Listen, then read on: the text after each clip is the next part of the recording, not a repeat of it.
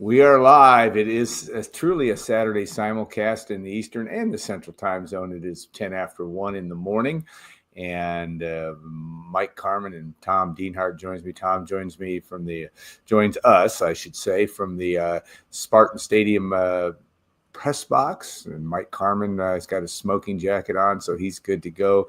I'll go with you, Tom. 24-17 loss initially, and of course, I do want to thank the Union Club Hotel. Also, I wish Tom could put his head on a pillow in the Union Club in West Lafayette, but he'll be making his way back later today. But okay, Tom, the Boilermakers, good effort. I don't know that you can't debate that. Had a chance to win this game. You make a couple plays. Jamal Edmonds, we talked about the pass that he did not catch. It would look like it would have been a touchdown. But what was the reaction from Ryan Walters and staff? What was your vibe after the defeat, at least in the post game? Guys, he got kind of emotional in the press conference. Tears sort of welled up in his eyes, and just sort of talking about the team, 1-9 team, how they still have the fight and those types of things. But yeah, looked like legit emotion there. And I then asked him if he felt pressure. Of course, he said whenever you sit in the seat, you feel pressure.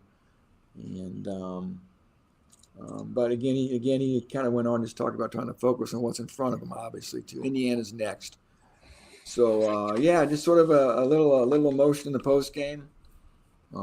Has to be feeling some pressure, I think, but he's not going to show his hand. Or maybe I shouldn't make that assumption that he's feeling pressure, but I think we all can assume that he is for a lot of different reasons.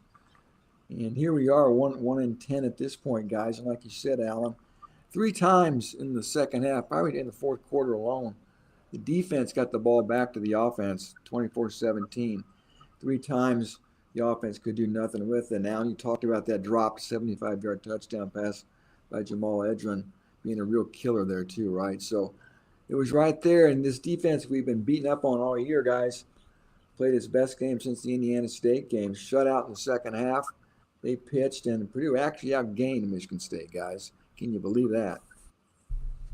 Yeah, minus 4 yards rushing was shocking, but then for Purdue, 340. What was the second time that Hudson Card had thrown for over 300 yards? Yep. Mike, watching you and I were relegated to watching it on television. I did think that Ryan Walters, even despite his dismay with some of the calls in the first half, et cetera, was showing a lot more emotion. What do you take of all that? Is that the pressure? And again, we can't crawl on his pelt completely, but it seems like it was ramped up this week. Just from a television perspective, it sure seemed that way. Well, I mean, I think everyone viewed this as a winnable game, and I think that's how they approached it. Now, I think they probably did the same things when they prepared for Penn State and Ohio State, but you knew going into this week this was a winnable game, similar to Northwestern. A game that goes to overtime. So you knew you didn't have a lot more chances in this season to win a game. I mean, let's be honest. I mean, there'll be heavy underdogs once again at Indiana, regardless of what happens between Indiana and Ohio State. So this was, their last chance. Maybe that was part of the emotion. I mean, he knows. He just, probably can't. He's not going to say anything like that. But that's what I would guess about. But there's, when you look at I kind of throw away the Ohio State and the Penn State and the Oregon games. Purdue's not at that level, okay? But in the games where the competition is, or the programs are kind of similar, they always self-destruct in the first half and then kind of bring themselves back. Why? No one knows. They're not doing it on purpose. But those are probably more maddening and frustrating losses than getting beat by Oregon and Ohio State and Penn State. Because you have a chance. You have a chance today to potentially tie the game or go win it. You had a chance to win the game at Illinois. You had a chance to, potentially win the game at Northwestern. Mm-hmm. And they're just they could not get over that hump. And to me, that's just kind of the picture of the season and kind of what's been going on. all year. So I don't know if I answered your question, but I said what I needed to say. That's okay.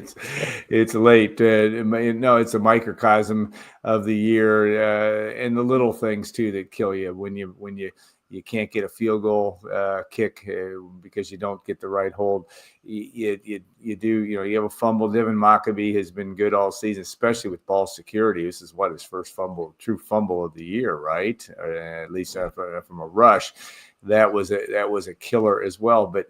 My gosh, you got to also that first drive, you get down there and you're just marching right down the field. And I know it's, the red zone and all that stuff, but you only get a field goal out of that. I thought, oh my gosh, Purdue's going to score a touchdown in the first quarter. And it didn't happen from that standpoint. And I think that's the thing.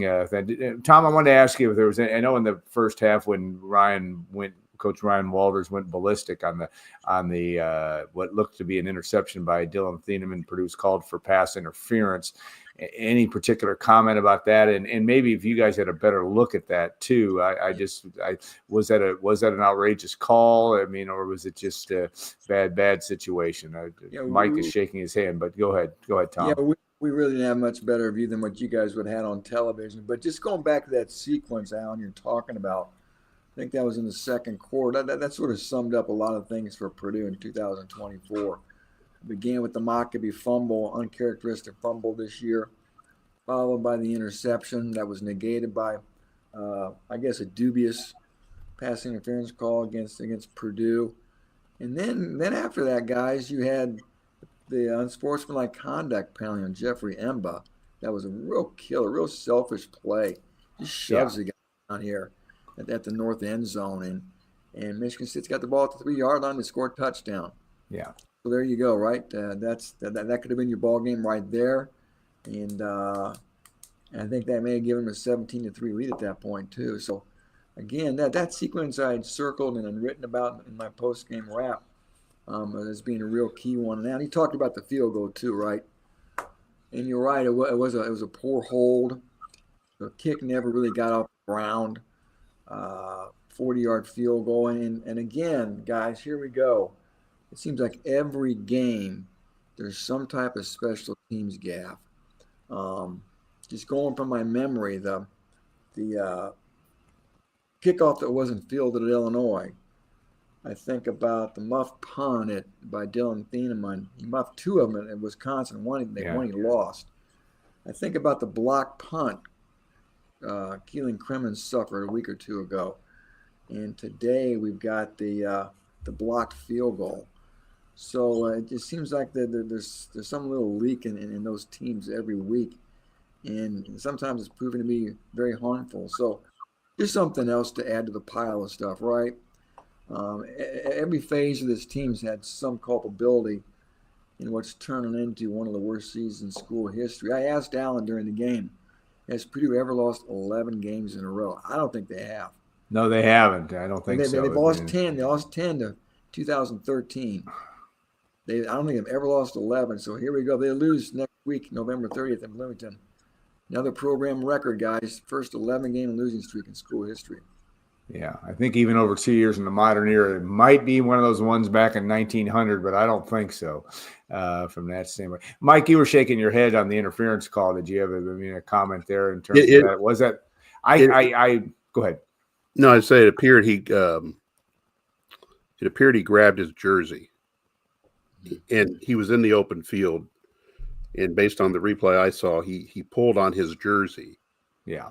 And the referee was right there and threw the flag. There was a time later in the game when the referee had his flag ready to throw, and he didn't throw it on a potential PI in the fourth quarter that I know based on the TV, Walters questioned him about, because he even went through the motions of grabbing throwing the flag, right? Yeah, and he didn't do it. I don't know what explanation he got on that, but I don't know if that was pass interference or not. But the one early that wiped out the interception to me appeared to be pass interference, because he did grab his jersey and it was in the open field. Yeah. Now, if there's 2 or 3 guys around that, maybe you can get away with it. But when it's just you and the receiver, and you do that, that's going to be a flag every time. Yeah, and Tom on the Embeth situation too. I mean, it wasn't, he didn't get hit. It wasn't, he didn't initiate it. He got hit after, but it's a discipline issue. It seems like you cannot go into that situation and overreact. Yes, he did get clocked right before he pushed back, at least from my memory of the replay, but you just can't do that. and you're right, it was a devastating situation. But boy, you go back and look at this game, and I thought, gosh, in the fourth quarter, Purdue could have won. I mean, this is the way Michigan State, you just never felt like Michigan State was going to do anything offensively. And that's what was so surprising to me. They really didn't do a lot the whole game. I mean, again, Purdue, yes, they did have the one drive, but the short field after the Maccabee fumble, it just was really, this game was ripe for the picking. I mean, Purdue really, and as you look back at it over the scope of the entire game, you say, gosh, this is one you're really going to regret, at least not finding at least a second win this season. It seemed like it was there to be had. Is that your impressions as well, Tom? Yeah, and then that Hudson Card interception too was just a killer, wasn't it? The tip ball. Yeah, and, just another drive killer there that really wasn't his fault, obviously. I guess, guys, that brings us to the big point now. Ryan Walters. Well, we're 11 minutes into this, so we haven't gotten to it, so it's time. That's okay. Walters, if there's still some people thought that they thought maybe a lot of his future was going to be weighted upon these last couple games. I'm not sure where some national reporters got that from. I feel pretty sure Mike Bobinski was not talking to somebody telling him these are big games. We all know they're big games, but I can't imagine they're going to be ones that are the pivotal deciding factors on what they're going to do with their head coach. So anyway, here we are, guys. I try like the Dickens to check with a lot of people who I think should at least have some basic knowledge of what's going on. And the best I can give you, I think it's 50-50.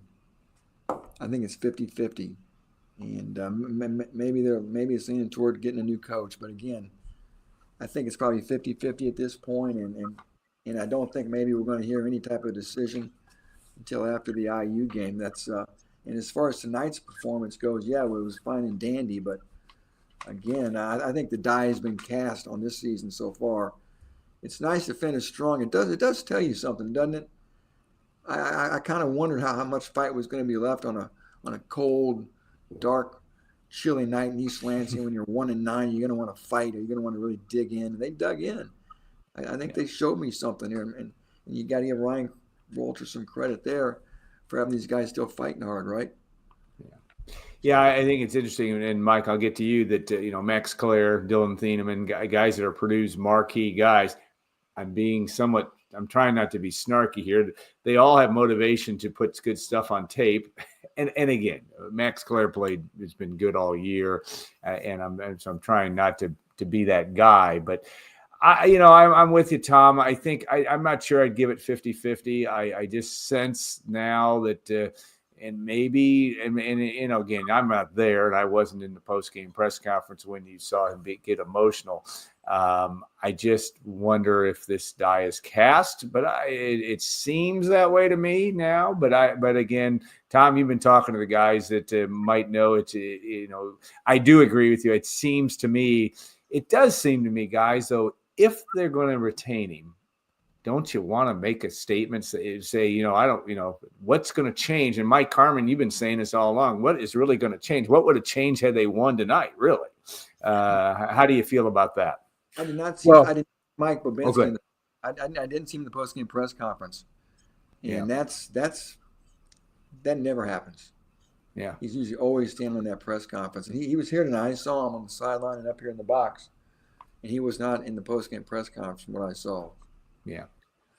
I was just going to bring up a couple points. Number one, what I don't understand, and I don't think anybody, at least on this chat right now, is going to have an answer. It's just like, why would the Michigan State game carry more weight than the Northwestern game earlier in November, or carry more weight than any other game during the season? Now, you're talking about a peer program and ones that you should compete with, but I have a hard time like your season comes down to beating a 4-16 Michigan State.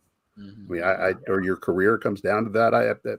I'm scratching my head over that, but maybe that's how it was presented.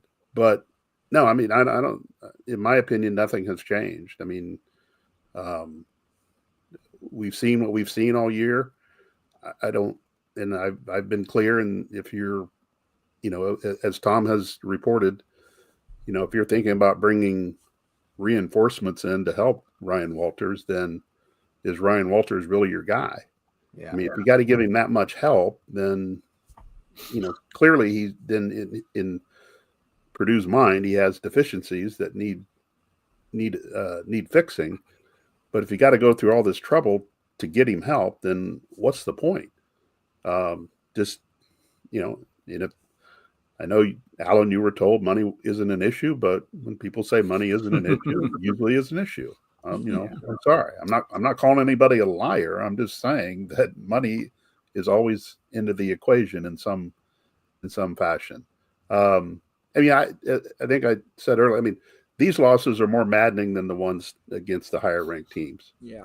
I would agree with that. It's a good assessment. You have opportunities to get over the hump. You have opportunities to make a play, to not have an unsportsmanlike penalty, situation come up, and things like that. So these losses to Michigan State, Northwestern, and into Illinois are ones that, I think deserve more scrutiny than the other ones, because these are the Oregon teams, State too. Yeah, I would agree. these are the teams that you should be equal with, and you need to win those games. Not all of them, but you need to win a majority of those games during the season to give yourself a chance to get to a bowl game, because playing the other schools, you're not going to win many of those.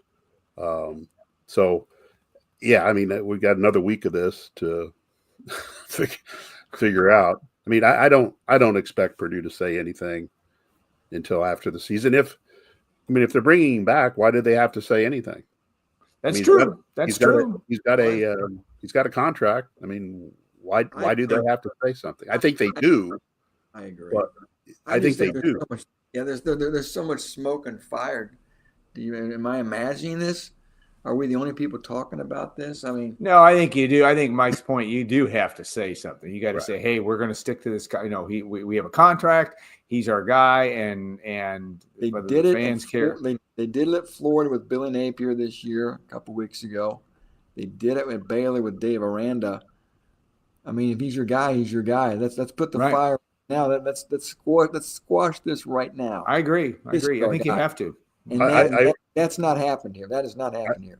I would agree with you under normal circumstances, but let's say you come out Monday and say that he's our guy, and then Indiana puts 75 on you on Saturday. I mean, it's not a good look if that happens. And as I've said, the individual games don't matter anymore, in my opinion, as far as the evaluation process is concerned. But you don't want, I guess, that stain on something that you've done. I would, while we're all eager for someone to say something, I would wait till after Saturday's game to figure it out. I know that we're sitting here saying, well, a decision hasn't been made. Well, I got to think a decision's been made. I just don't. They're not ready. They're not ready to communicate that decision, in my opinion. And if they're waiting for one more game, one more data point with the Indiana game, then I would question what the hell they're looking at. I can't. But I think you're right, Mike. They're not waiting for another data point. I think they know what they want to do already.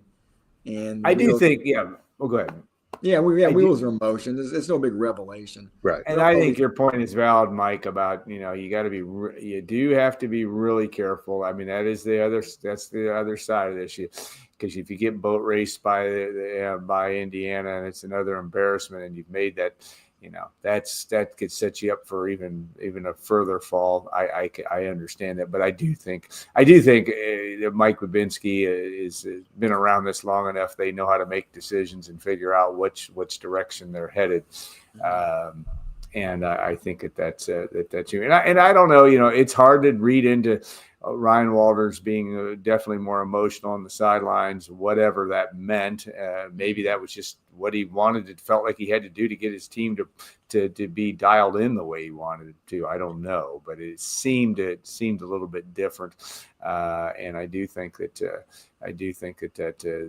you can't wait to, at least in your own mind, to have a decision made. You can wait, and as Tom, you reached out to officials this week about it, and they said very clearly, we're not going to make a decision or make a disclosure until after the season's games.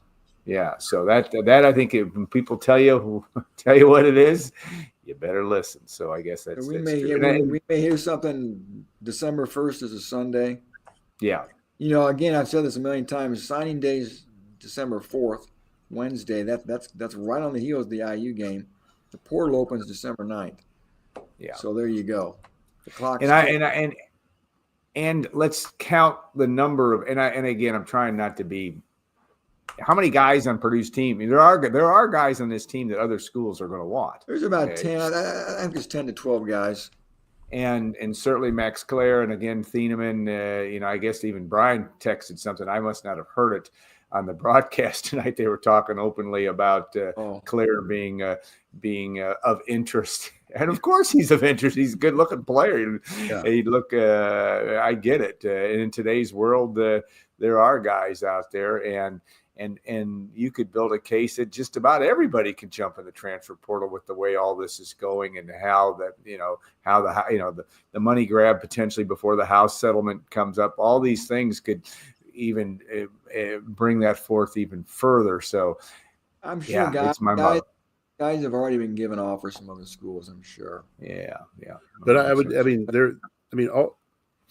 even though I don't know, Purdue knows the exact numbers that they're going to have for revenue sharing. I mean, that stuff has to be done. I mean, you have to have a ballpark idea of what you can offer people, because no doubt, once you get through next Saturday, you may not have time to circle the wagons and get your nickels and your quarters and your dollar bills all gathered up, ready to go. They have to have an idea of what they can offer, especially the guys they want back. And that happened to them last year with Nick Scorton and Deion Burks. And you got to make priorities here. Who do you want to keep, and who can you let go? And they've got to have. I think they have roughly an idea of how much they're going to get from a football standpoint, which will be equal or similar to other Big Ten teams. I think they're trying to do that across the league, but you got to be prepared, ready to go. And I think Walter said during a press conference or a radio show that those conversations are going on. Yeah. And but it's got to be moving fast now. I mean, you can't, because some guys are going to wait and then, see who picks up the phone and who calls them and who contacts them. And then here we go. The wild, wild west of December is upon us. Yeah, I think the word Post-it note is important, because you're going to be sending out Post-it notes with IOUs. This is what you're going to get. We don't know exactly, but this is what you're going to get. And I think that there's I don't know, is it Gary Daniels or somebody we talked to a couple of weeks ago just said, if you think it's crazy this last 3 years, you wait till the way it's going to be over the next year or two. So it's really going to be crazy, because you still have the NIL rules right now up until June 30th. That's correct. And you're going to stockpile, that's why I don't completely understand the need for collectives are still there, and they're going to have, somebody's going to have to deliver something, or are you going to be doing it on the IOU world? I don't know, but yes, I mean, we've already seen the bounty, if that's it's not the right term, but the money being talked about it for Michigan to get its quarterback. Whether any of that stuff's true, it's out there, and there's darn well that the market values of some of these guys that are top level players, especially at skill positions, are out there, and that's going to clearly be the case. So, All right. Anything else you guys want to add to the fray? I mean, Brian Newbert would be mad at me because we went over 15 minutes. But no, I'm kidding. But anything else? Where the snipers at? I know. Brian hopefully is in bed because he's got a big college basketball game. He'll be in Mackey Arena in about 8 hours. And Tom Dienhart's got to drive home. Anything else to the fray? Anything else that we missed tonight, guys? That you want to bring forward? Mike, go ahead. I will. I'll give. And I probably haven't done this a lot because I just don't feel it. But I'll give Walters credit calling the offense tonight. I mean, he recognized, or somebody recognized, that they were not going to be able to run the ball. Yeah. So they just went all pass. And it seemed, it worked for them in this game.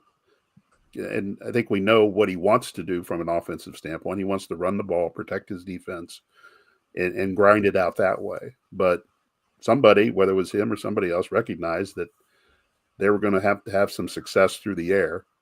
And whether they were trying to highlight Max Clare or somebody else to make him feel wanted, I don't know. But that was, it turned out to be the right approach. It got him back into the game and gave him a chance to potentially tie or win the game. So I haven't had a lot of positive things to say about Ryan Walters this year. So I thought I would throw that out to try to balance the scales a little bit.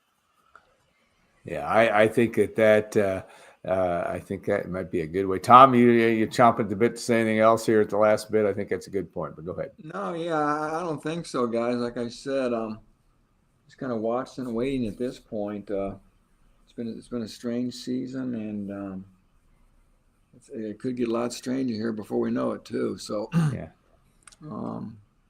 who could envision this, right? Yeah. So I think at this point, I'm ready to see what's going to happen next Saturday down in Bloomington. Yeah, I will say add to this, and I'm not saying this could have happened, but you'd feel, Mike, to your point about the teams that Purdue could compete with and the ones they couldn't. But if you just, and it's all ifs, and it didn't happen on any of them. If you beat Northwestern, if you beat Michigan State, if you beat Illinois, and you don't and your better mindset at Oregon State, we're not having this conversation. But that didn't happen. And that clear, even though the magnitude of the other defeats were certainly damning for Purdue's situation. All right, gentlemen, we're going to call this a wrap. And we appreciate your time. Mike, we'll get you your Whopper coupon for staying up late with us. We appreciate that. Tom Dienhart, you drive carefully, get a good night's rest. I know you're an early riser, but drive carefully on the way home back to West Lafayette, and we'll be ready for another Thanksgiving week of Purdue football and Purdue and Indiana heading into next week. And we're all going to be watching today at noon when Indiana takes on Ohio State. That will be instructive as well. But we also will be watching, you won't be watching Mike Carmin, you'll be watching the Purdue-Marshall showdown in Mackey Arena. So I guess probably I will too. So none of us will be watching Indiana, Ohio State's better to say. So thanks to you. Yeah, go ahead. Side note on the Marshall-Purdue game, Tim Newton's doing the radio broadcast for Marshall. Yeah. Marshall. I feel their football play-by-play does basketball, and Tim got drawn into that. They all are. I think they're all in their car. They're probably at Marshall, Michigan by now, making their way back to West Lafayette after tonight's football game. All right, thanks to Union Club Hotel. We appreciate them. The Boiler Up Bar. Tom can stop at the coffee shop when he gets into West Lafayette tomorrow. Pick something up, 811 Bistro as well. We appreciate them. Have a great rest of your Saturday, great weekend. Happy Thanksgiving. We will have other shows. If you're really lonely, you can listen to watch us throughout the week. But our next Saturday simulcast will be after Thanksgiving and be after the Purdue-Indiana game. So have a great Thanksgiving. Thanks to all of you for staying up with us. We had a pretty good crowd on here tonight. We appreciate them too. So take care, everybody.